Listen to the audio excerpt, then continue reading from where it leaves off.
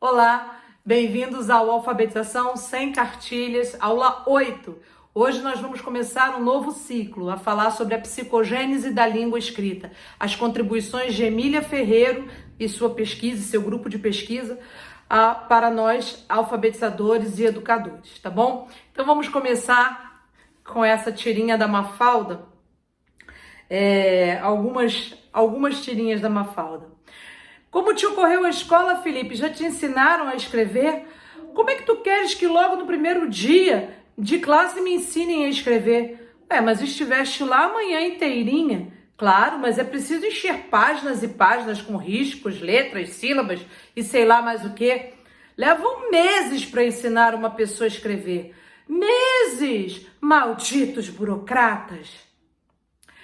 Péssimo! A professora me deu péssimo outra vez. É para isso que a gente vai todo dia à escola? Se eu viesse de vez em quando, ainda vá. Mas fazer isso com freguês? Essa então eu amo. Minha mãe amassa. Amassa só? Sim, amassa só e salga a massa. A massa se amassa na mesa. A massa é sã. Sim, a massa é sã. O bom de ir para a escola é que a gente pode ter conversas literárias. Bom, pensando sobre as conversas literárias que a escola produz nas crianças, ou não produz, né? Exatamente pela sua dificuldade de compreensão das conversas literárias da escola, é que a Emília Ferreiro vai desenvolver também todo o seu trabalho. Bom, Emília Ferreiro nasceu na Argentina em 1937, formou-se em psicologia pela Universidade de Buenos Aires. Em 1970, por pressões políticas, ela e seu marido, físico epistemólogo, Rolando Garcia, vão para Genebra, Suíça.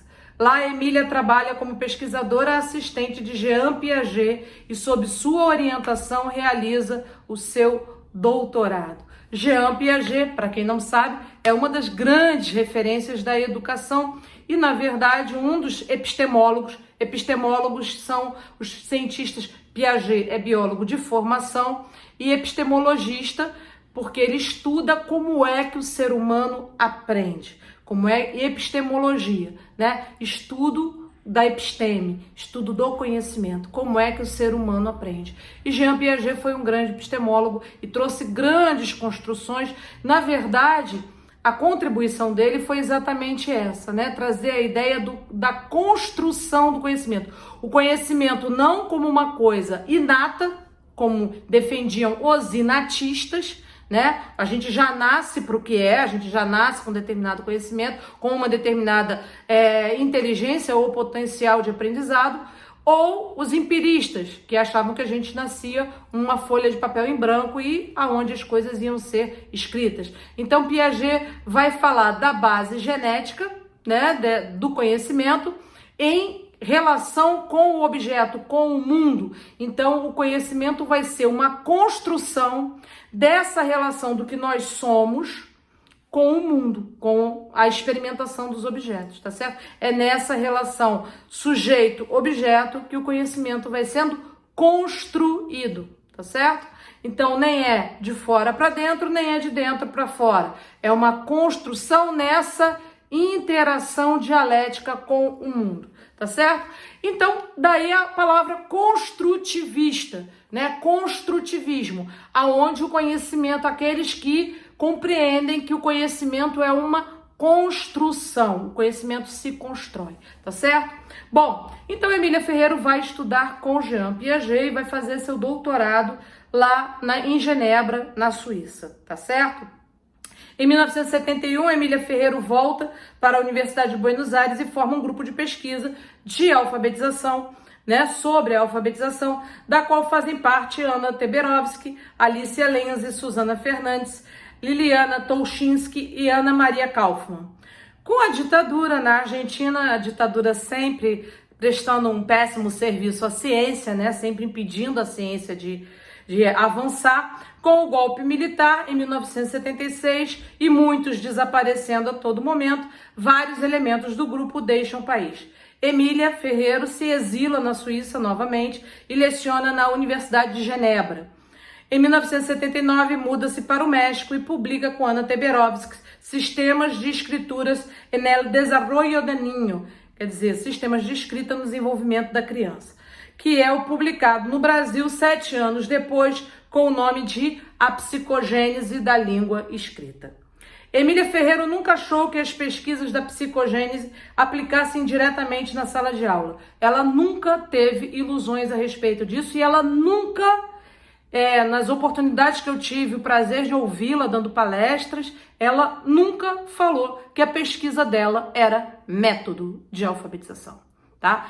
Isso, aliás, é uma questão que aborrece bastante a Emília Ferreiro, porque a pesquisa científica que ela desenvolveu é uma base, é um fundamento para que nós, educadores, compreendamos como é que esse processo de alfabetização ocorre. Mas ela nunca, jamais, em tempo nenhum, propôs que a psicogênese da língua escrita fosse um método ou viesse a ser chamado de método construtivista, tá? Isso é uma invencionice do nosso mercado, principalmente do nosso mercado editorial, que adora pegar essas palavrinhas novas e colocar nos velhos livros deles. Então, isso causa muita confusão, né, para os que não são da área, para os leigos, ou para aqueles professores que têm uma formação não tão aprofundada. Então a gente às vezes abre livros, né, que são tais e quais cartilhas e vem lá assim, alfabetização no método construtivista. Você abre a alfabetização silábica, você abre e tem lá método fônico, você abre, são os mesmos exercícios. Aí a professora pega e fala assim, mas isso aqui eu já fazia, né? E fica parecendo que o construtivismo, então, é isso. Não é. Hoje também está na moda botar livro escrito assim, alfabetização e letramento. Aí você abre o livro, primeiro que se é letramento não era para estar no livro, né? Mas isso é uma conversa para outra aula, né? Então, você abre o livro e o que você encontra lá? Alguma coisa diferente do que se propunha a boa e velha cartilha? Não. Continuam sendo um livro didático, né? E a proposta restrita, universalista, né? De um ponto de vista da cultura, de um ponto de vista da linguagem. Então é preciso que a gente que é da área, pelo menos nós que somos do campo da educação, que a gente tenha muito cuidado e estude com profundidade esses conceitos antes de sair por aí falando bobagem, né?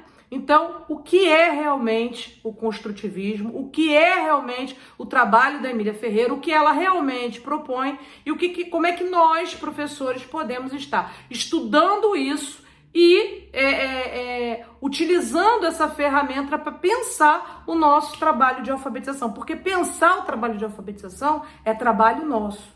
Por isso a gente se apropria, né? A gente vai lá nessas ciências, a gente bebe lá na biologia, na antropologia, na sociologia, na filosofia, em todas essas ciências que estudam o ser humano, a gente bebe nessas fontes para compreender melhor como nós podemos ensinar. Esse é o nosso trabalho, aí é a nossa função, tá certo?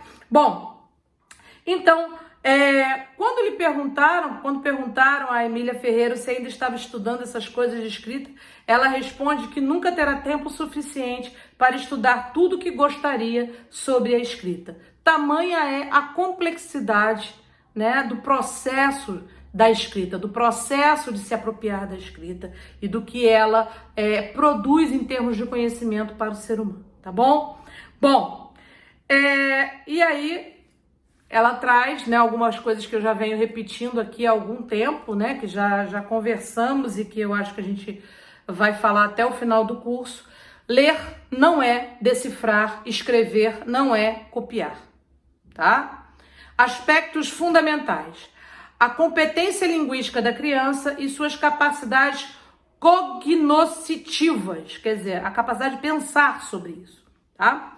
Características gerais das investigações realizadas. Então aqui nós vamos ver como foi essa pesquisa, quais foram os princípios dessa pesquisa, tá?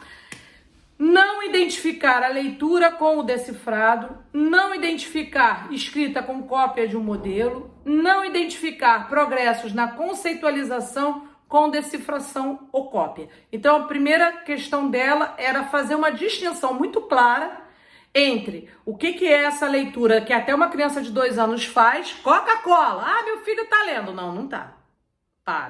Não tá. tá? Inclusive, se você escrever Coca-Cola fora do layout, né, da logomarca, ele não lê. Ele lê a logomarca, com desenho inclusive, tá? Então, se você escrever McDonald's fora do logotipo, ele não lê, tá? Então, não é leitura. E cópia, meu filho escreve... Não é escrita. Ele pode até copiar o nome com 4 anos, mas ele não escreve. Ele só escreve a hora que ele é capaz de, com aqueles mesmas letras do próprio nome, mesmas sílabas do próprio nome, formar outras palavras. Isso é escrita, tá? Então, se ele, com as letras... Meu filho chama Marco Aurélio. Nossa, dá para escrever um monte de coisa com Marco Aurélio. A criança nem Mar. Se botar ele para escrever Mar, ele não escreve, tá? Então, a criança, ela só escreve quando, na verdade, ela consegue produzir uma escrita autoral, tá certo? Então, vamos lá. O método da pesquisa da Emília. Situação, ela trabalhou, na verdade, com uma situação experimental, tá? Estruturada, mais ou menos estruturada, mas flexível. Ela fez entrevistas com as crianças e ela gravou o interrogatório individual. Método de indagação inspirado no método clínico. Portanto, né, não tem nada a ver com a metodologia de ensino na escola, que a gente não trabalha com criança, com uma criança, né? Muitos aliás, fonoaudiólogos vêm dando alguns pitacos na área de alfabetização, dizendo, mas eu alfabetizo sim, você com um no seu consultório, né, amorzinho? Completamente diferente de uma realidade de 30 numa sala de aula. Então, as coisas precisam ser avaliadas dentro dos seus contextos, né? Então, a professora, se ela tivesse 4 horas com aquele aluno que está com dificuldade, só ela e ele, sozinha, né? Provavelmente esse aluno não tivesse dificuldade, né? Bom,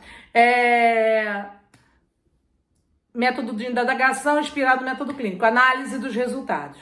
Então, ela trabalhou com um grupo de amostra, tá? Foram 30 crianças de classe baixa, tá? Entre aspas, porque era um vocabulário da época, né? Enfim, classe popular, como diz aquele poema, né? Já fui chamado de pobre, de desvalido, de, né, socialmente desfavorecido, mas a pessoa continua sendo pobre, né? No final das contas, ela tem um vocabulário imenso, mas ela continua sendo pobre. Filhos de operários não qualificados, trabalhadores temporários. Ou seja, aquele pessoal que vive de bico, né? Que não tem qualificação, que não tem emprego formal e vive de bico, tá? Então, eram 17 meninos e 13 meninas, 15 frequentaram o Jardim da Infância, né? A nossa chamada pré-escola, que é 4, 5 anos. E 7 iam pela primeira vez à escola. 6 frequentaram uma turma de forma irregular a pré-escola, né? Um pouco parecido com a nossa realidade, né? Que a gente recebe crianças que algumas fizeram, outras não fizeram, umas fizeram meia boca, né? E aí depende muito das realidades, elas não são iguais, né? Principalmente num país como o Brasil. Os nossos contextos sociais, culturais e econômicos são muito diversos. Quem está, às vezes, sentado no gabinete não faz a menor ideia do que seja a realidade de uma sala de aula para essas crianças. Bom, todas as entrevistas foram ao início, ao meio, foram entrevistadas, todas essas crianças, né, elas foram entrevistadas no início, no meio e no final do curso, tá? Do curso de alfabetização. E aí, algumas hipóteses construídas pelas crianças foram sendo observadas na pesquisa, né? Então, o que eles foram observando? Que existe nas respostas que esse grupo, que essa amostra de crianças deu, que existiam algumas respostas que eram muito similares, que as crianças produziam, de certa forma, as mesmas hipóteses, que elas tinham o mesmo raciocínio, tá certo? Então, algumas das hipóteses que as crianças construíram, né? Não se pode escrever com poucas letras, ou apenas com uma letra. Para a criança, na fase inicial da escrita, não existe palavra com pé, fé, né? Não existem palavras com poucas letras. Elas acham que para a gente escrever precisam de muitas letras, tá? Então isso é uma hipótese que a criança na fase da escrita tem, tá certo? Daí a dificuldade, daí a gente acha que, vou trabalhar com encontros vocálicos. Ai, ui, oi. Veja, isso não se encaixa na hipótese de escrita, no entendimento de escrita para criança. Ela acha que isso não é escrita. Tá? E a gente está lá insistindo em, porque é mais fácil. Mais fácil para quem? Se isso não encaixa na hipótese da criança, vai criar uma barreira, porque você está apresentando para ela uma coisa que não se encaixa naquilo que ela está pensando, né? Então tem uma dificuldade aí entre o que você está dizendo e o que ela está entendendo muito grande, tá? O tamanho da palavra corresponde ao tamanho do objeto representado. A criança, na fase inicial da escrita, muitas vezes você apresentou aquele monte de letra para ela, né? Ah, é assim que escreve. Mas ela ainda tem uma ideia, né, de que a escrita é um desenho que representa a coisa. Então, se eu vou escrever formiga, eu tenho que escrever com uma letra bem pequenininha, né? E vou usar menos letras para escrever do que se eu tiver que escrever elefante. Algumas crianças só escrevem elefantes com letras imensas. Ou então botam um monte de letra para representar a coisa. Então, veja, na ideia da criança, né, o formato da letra, aquele conjunto de desenhos está se relacionando diretamente com a coisa. Então ela ainda não está fazendo correlação nem com o som, nem, quer dizer, a correlação não é nem fonética, né? A correlação não é literal, não é com o pensamento sobre a coisa, não é a representação da coisa, tá? É o desenho que representa a coisa, mais do que as letras. As letras de uma palavra não devem se repetir, é preciso que exista uma variação de letras. Então as crianças na fase inicial da escrita, quando você pede para elas escreverem do jeito delas, elas vão querer ficar usando um monte de letra diferente, porque não pode ser uma palavra, banana, caramba, tem 3 As, não, tem alguma coisa errada aí, não é possível que uma palavra tenha 3 As, né? Então as crianças têm dificuldade de compreender isso, né? A orientação espacial, isso é muito interessante. A orientação espacial da escrita é uma construção social não óbvia para as crianças. E aí vamos lá voltar àquele conceito, né, da ontogênese e filogênese.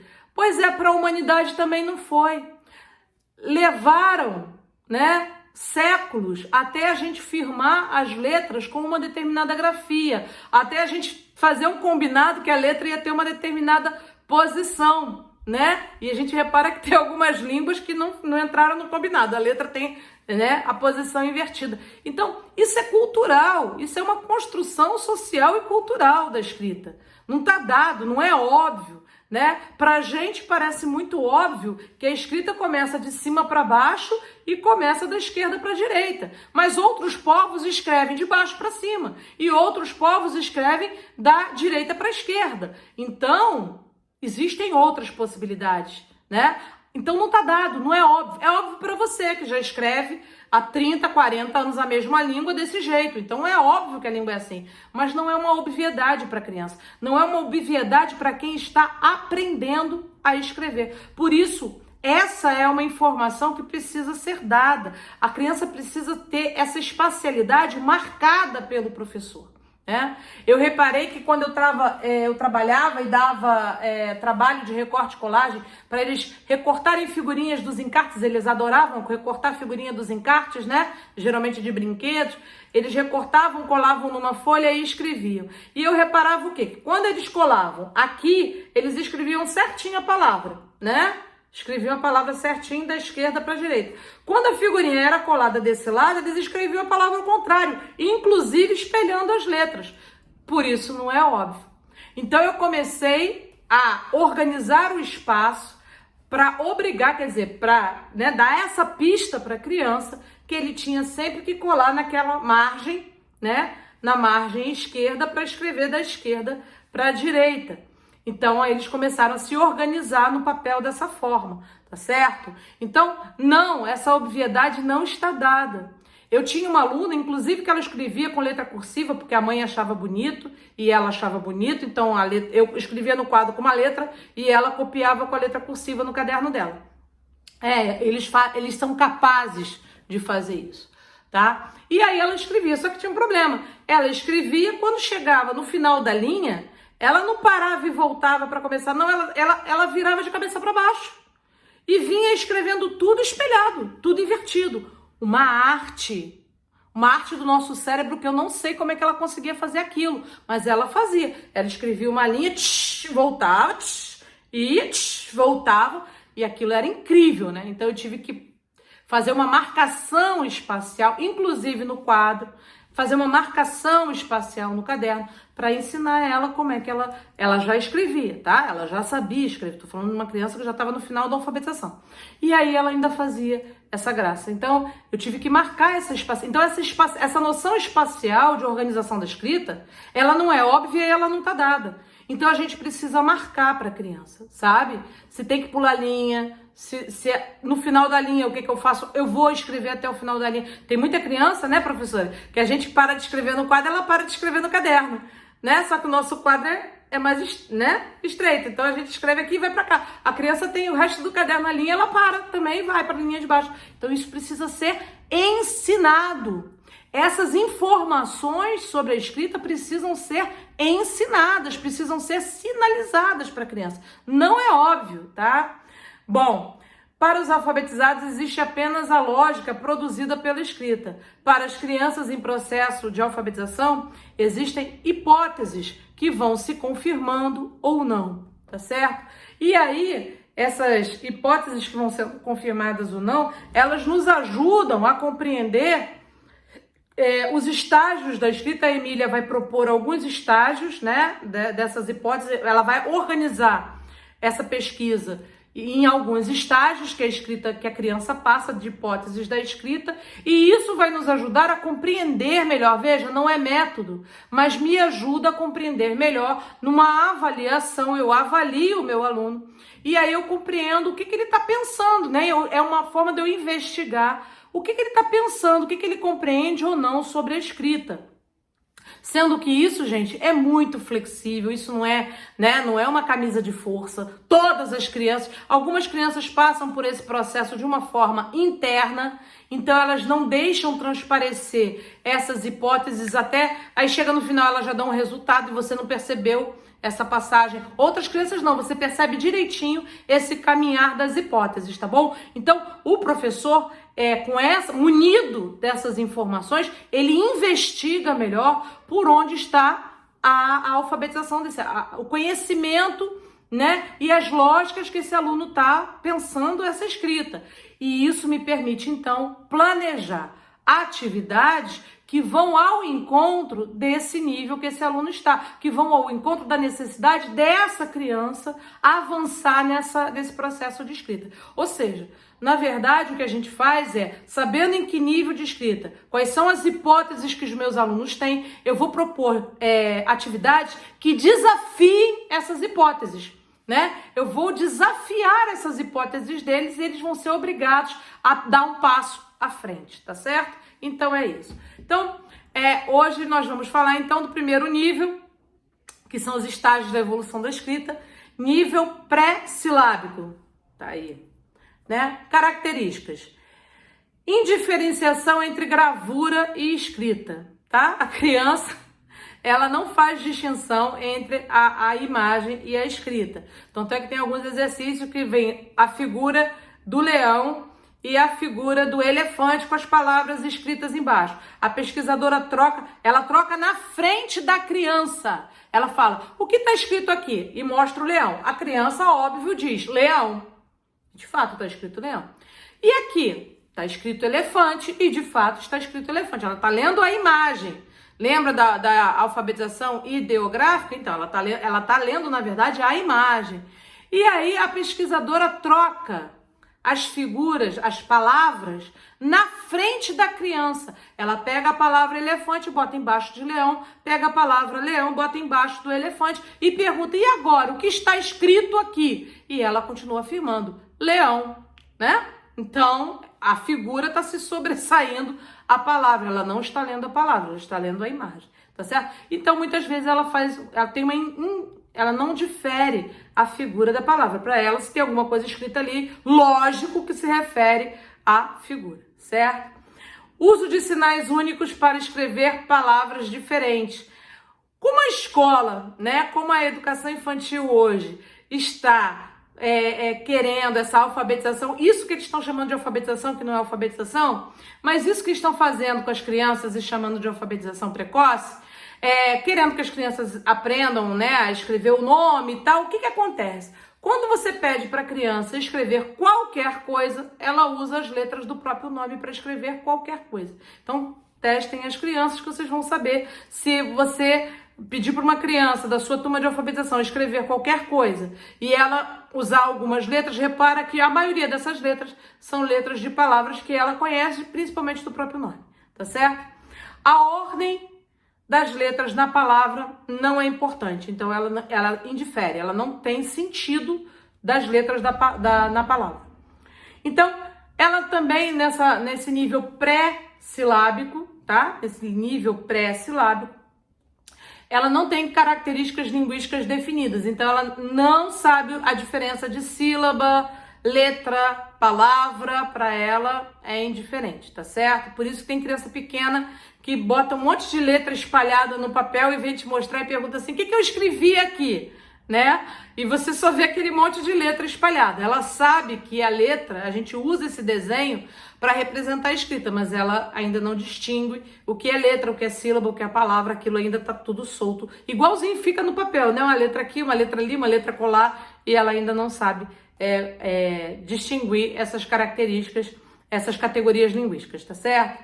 Então, quando eu tenho uma criança nesse momento, então tô falando de uma criança que está chegando para mim, né? E na verdade ela ainda não, ela tem algumas informações sobre a língua, de repente já sabe o que é uma letra, algumas nem diferem letra de número, né? Algumas nem diferem letra de tracinho, letra de bolinha. Ela sabe que é um desenho, tá certo? Então, o que a gente vai trabalhar com essa criança, né? Possibilitar a criança vivenciar atividades que desenvolvam as letras, palavras e textos de interesse da criança. Então, gente, o que eu vou fazer? Eu vou pegar isso aqui, esse objeto, esse artefato cultural chamado livro, né? E vou explorar isso com a criança, né? Mostrar para ele que existem letras, essas letras têm uma ordem, têm um número. A gente viu lá no método natural também, né? Como a gente pode trabalhar explorando os nomes, os sons iniciais, os sons finais, as letras iguais, caçar a letra nas palavras, né? Fazer um caça-palavra, caça-letra na palavra, para a criança começar a ter essa percepção da escrita, né? Então, para sair dessa hipótese, eu tenho que começar a oferecer à criança atividades em que ele possa estar observando, sempre partindo desse interesse da criança, né? O nome dela, o nome das coisas que ela gosta, livros de literatura, histórias, nomes de personagens, e aí eu vou construindo com essa criança atividades para que ela comece a ter essa percepção. É fundamental que a criança desenvolva essa percepção, né? E aí eu tô falando da percepção visual mesmo, de perceber realmente o todo, de perceber a parte no todo, tá certo? Então, são essas as atividades que a gente vai desenvolver com os nossos alunos para que eles comecem a perceber, né? Palavras iguais, lembrando que, né, a semelhança confunde, então palavras diferentes, palavras que tenham o mesmo contexto. Então quando eu trabalho palavras com o mesmo contexto, mas a escrita da palavra é diferente, eu ajudo essa criança. Por exemplo, vamos organizar uma festa junina? Vamos. O que tem na festa junina? Tem cocada, tem bolo, tem pipoca. São palavras diferentes, né? Então fica mais fácil da criança pensar no contexto dessas palavras.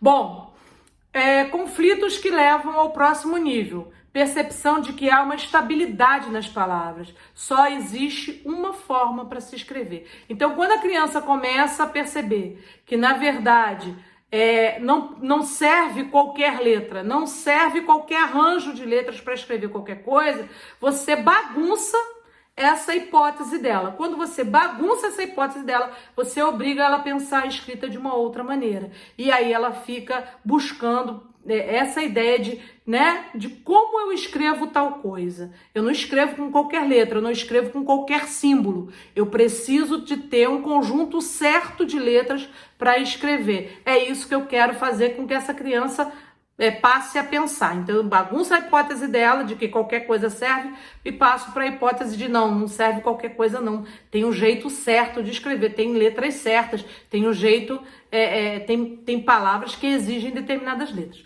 Bom, Aqui no canto nós temos alguns exemplos, né, de crianças que estão no nível pré-silábico, né? O outro escreveu bola, ele desenhou a bola, né? Então isso é pré-silábico também, tá? Quer dizer, tudo que ainda não é silábico é pré-silábico, tá? Então ali, ó, a escreveu fé, né? Lembrando que ela nunca vai usar duas letras, ela sempre vai usar mais letras para escrever, tá? Faca, menino, lembrando que essas palavras também são do espanhol, tá? Fofoca e vila, tá? Então, repara que ali na vila também, olha, parece um L, né, de cabeça para baixo. A direção da letra também ainda não está muito bem clara para essa criança, então ela ainda não tem isso arrumado na cabeça dela. Então, todas essas informações sobre a espacialidade da língua, né, da letra, das palavras, sobre a forma como a gente escreve, tudo isso a gente vai possibilitando para essa criança através de um cotidiano rico em palavras, né? Rico em palavras como, Andréia? Conta história, né? Vamos chamar a atenção das crianças para essas letras, para o título, para o nome do autor, para os nomes. Se eu estou fazendo chamada, sou eu no papel fazendo chamada, gente, é ano 1, mas tem que ter a chamadinha. Ele tem que ver o nome dele escrito, né? Então, comparar. Agora vamos brincar com os nomes. Eu quero ver quem consegue achar nomes que têm a mesma letra. A brincadeira é nomes com a letra tal. E aí a criança tem que achar, né? Então tem que achar, tem que formar com as letras móveis, tem que copiar. E aí você tem uma brincadeira para levar essa criança a essa percepção dessas letras, ok? Na próxima aula, a gente segue vendo os outros níveis, né, da escrita nas hipóteses das crianças, ok? Até a próxima!